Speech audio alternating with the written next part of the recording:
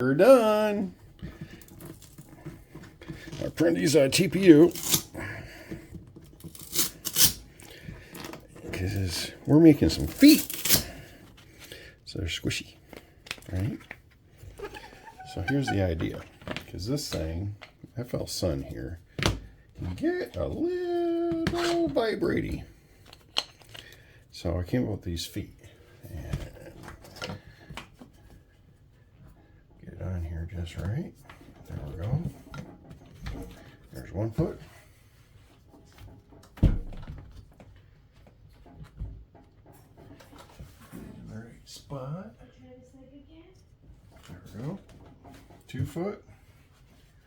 And we'll see if this knocks down some of the vibrations and noise.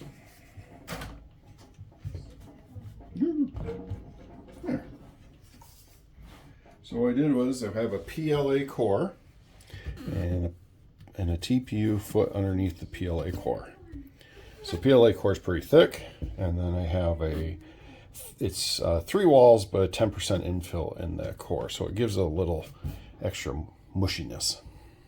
I'll test them out a bit, and if it seems to help, I will put them up on Maker World and Printables.